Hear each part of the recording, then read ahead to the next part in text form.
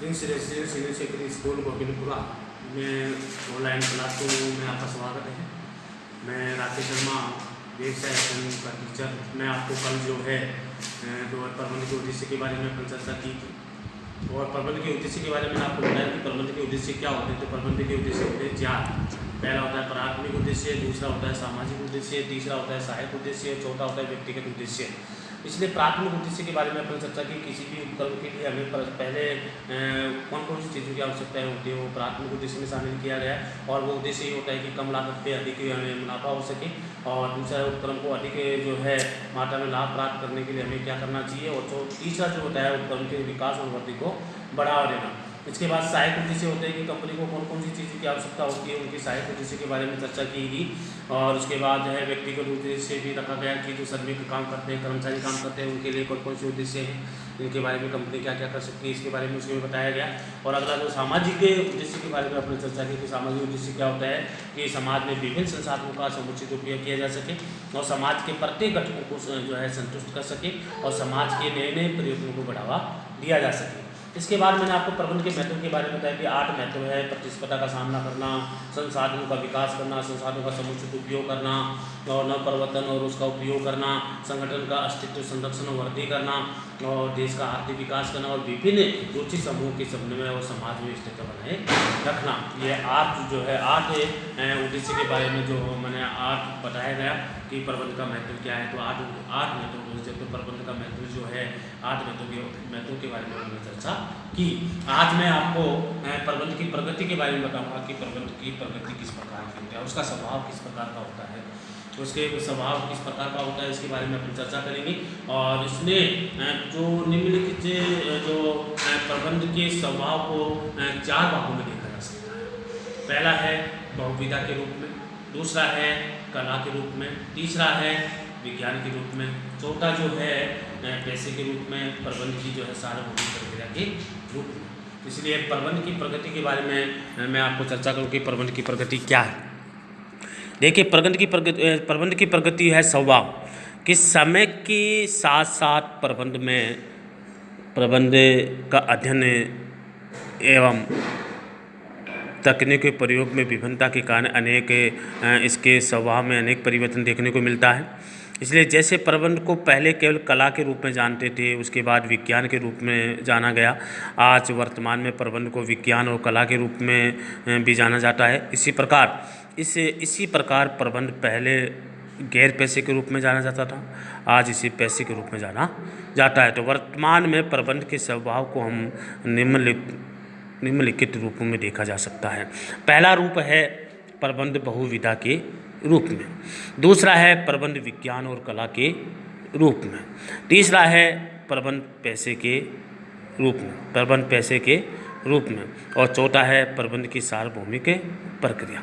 तो अपन सबसे पहले इसमें चर्चा करेंगे कि प्रबंध की जो प्रगति है वो 4 रूपों में आपके इस लेसन में दिया गया है।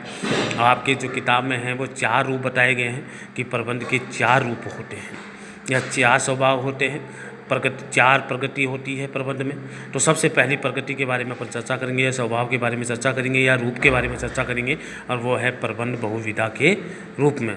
प्रबंध के कई रूप होते हैं, इसलिए ज्ञान के प्रत्येक स्वभाव शाखा को विधा कहा जाता है।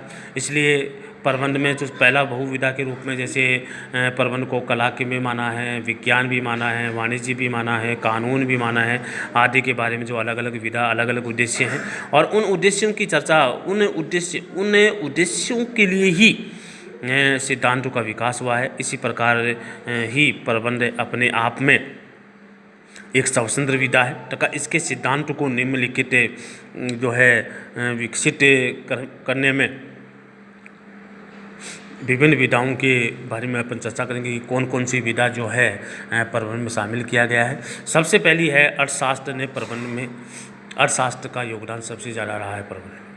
कैसे कि प्रबंध में अर्थशास्त्र होता है निर्णय प्रक्रिया और संसाधनों का आवंटन, संसाधनों के समुचित उपयोग किस प्रकार किया जाए, यह हमें अर्थशास्त्र में देखने को मिलता है। इसलिए अर्थशास्त्र प्रबंध को बहुत अच्छा, अर्थशास्त्र जो है प्रबंध को कुछ पूर्ण देती है, उद्देश्य देता है कि किस प्रकार इसका उपयोग किया जाए, प्रबंध को आगे कैसे चलाया जाए।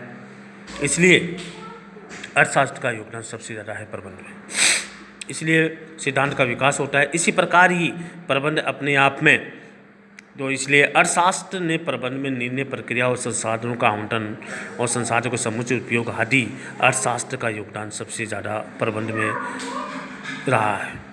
इसके बाद दूसरा है राजनीतिक शास्त्र का योगदान भी प्रबंध में सबसे ज़्यादा रहा है। कैसे रहा है वो देखिए कि प्रबंध में अर्थशास्त्र प्रबंध को संगठन बनाने में अपना योगदान करता है, कैसे संरचना उसकी हो इसके बारे में योगदान करता है, प्रबंध के सिद्धांत में योगदान देता है और नौकरशाही में भी इसका योगदान सबसे ज़्यादा रहा है। इस प्रकार राजनीतिक विज्ञान का या राजनीतिक शास्त्र का भी प्रबंध में सबसे ज़्यादा योगदान रहा है। अगला जो योगदान रहा है जीव विज्ञान का, मनोविज्ञान का। ये कहा कि व्यक्ति को समझने के लिए हमें मनोविज्ञान की बहुत आवश्यकता है। व्यक्ति का व्यवहार कैसा होना चाहिए या व्यक्ति के नियंत्रण किस प्रकार किया जाना चाहिए, ये हमें बहुत ज़रूरी है। इसलिए हमें मनोविज्ञान का भी योगदान सबसे ज़्यादा रहा है, इसलिए इस सिद्धांतों का प्रतिपादन किया गया है। अगला है समाजशास्त्र ने व्यक्ति समूह की जो अवधारणा और उसकी अवधारणा एवं उसकी कार्य प्रणाली समझने में भी योगदान दिया है। मानव शास्त्र ने भी नैतिक मूल्य कैसे होने चाहिए, नैतिक मूल्य के ऊपर भी उन्होंने जोर दिया है और व्यावसायिक नैतिकता से संबंधित सिद्धांतों के ऊपर भी जोर दिया गया है। सिद्धांतों के विकास में भी योगदान दिया गया है। ये सिद्धांत जो है प्रबंध में अपना योगदान देता है। इस प्रकार हम कह सकते हैं कि इस प्रकार प्रबंध शास्त्र में इस सभी विज्ञानों को मिला करके प्रबंध में शामिल किया गया है और इस प्रकार हम प्रबंध को बहुविधा के रूप में जानते हैं कि प्रबंध के कई रूप हैं, राजनीतिक रूप में, जीव विज्ञान के रूप में, अर्थशास्त्र के रूप में, मानव शास्त्र के रूप में, समाज शास्त्र के रूप में। ये सभी रूपों में समावित करके प्रबंध में शामिल किया गया है ताकि प्रबंध को सही रूप में चलाया जा सके, हर प्रकार के रूप को अपना करके प्रबंध में को सक्सेस किया जा सके या उसका विकास किया जा सके या संस्था को आगे बढ़ाया जा सके। इसके बाद जो मैं आपको बता रहा हूँ कि प्रबंध विज्ञान और कला के रूप में, प्रबंध का दूसरा रूप है विज्ञान और कला के रूप में। कुछ लोग प्रबंध को विज्ञान के रूप में मानते हैं, कुछ लोग कला के रूप में मानते हैं और कुछ विद्वान ऐसे हैं कि प्रबंध कला और विज्ञान दोनों का रूप है। अलग अलग जानना हो, इसलिए हमें इन दोनों कला और विज्ञान को अलग अलग रूप में जानना होगा। इसलिए हमें इनको समझने के लिए अलग अलग अध्ययन करेंगे। तो सबसे पहले अपन मानते हैं कि प्रबंध विज्ञान के रूप में, कि प्रबंध विज्ञान के रूप में कैसे है, कि प्रबंध को विज्ञान क्यों माना है, क्या कारण है कि प्रबंध को विज्ञान माना है। इसलिए प्रबंध विज्ञान के रूप में विज्ञान किसी ज्ञान का एक क्रमबद्ध अध्ययन करता है। तो विज्ञान क्या करता है, ज्ञान का एक क्रमबद्ध अध्ययन करता है। इसलिए प्रबंध को एक विज्ञान माना है कि प्रबंध भी जो कार्य करता है या सिद्धांत को अपनाता है वो एक क्रमबद्ध रूप से अपनाता है। इसलिए माना जाता है कि जो कारण और परिणाम में संबंध स्थापित करता है, कि विज्ञान क्या करता है कि कारण और परिणाम में संबंध स्थापित करता है। तो विज्ञान के सिद्धांत प्रयोगों पर आधारित होता है। तो विज्ञान का जो सिद्धांत है वो प्रयोगों पर आधारित होता है। इसलिए प्रबंध भी विज्ञान की तरह अलग अलग संस्था में उनका प्रयोग करता है और जो अच्छा लगता है उसको अपनाता है, इसलिए तथा सार्वभौमिक रूप से लागू होता है। इस प्रकार विज्ञान की निम्नलिखित विशेषताएं होती हैं जिसमें हमें प्रबंध में इसको अपनाई जाती हैं।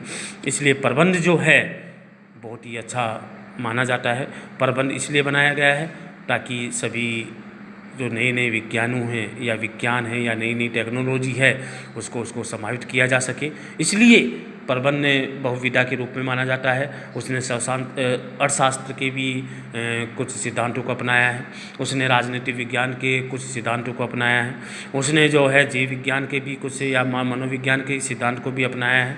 उसने समाजशास्त्र के सिद्धांत को भी कुछ अपनाया है और मानव शास्त्र के सिद्धांत को भी अपनाया है। इस प्रकार इन सभी को अपनाने के बाद जो है प्रबंध का रूप धारण किया गया है। इसलिए हम कह सकते हैं कि प्रबंध बहुविधा के रूप में। इसके बाद अपना आगे चलते हैं तो दूसरा रूप उसने बताया विज्ञान और कला। तो इसलिए प्रबंध में विज्ञान को भी इसमें समाज विज्ञान के प्रयोगों की तरह ही इसमें कुछ प्रयोगों को शामिल किया गया है। और उसके बाद मैंने आपको बताया कि कला या विज्ञान है तो कला को भी इसमें शामिल किया गया है। इसलिए मैंने आपको प्रबंध के विज्ञान के रूप में उसको शामिल किया गया है। इसलिए मैं आज ही मैं इतना ही पढ़ा पाऊँगा कि प्रबंध की प्रगति दो रूप बताए गए हैं।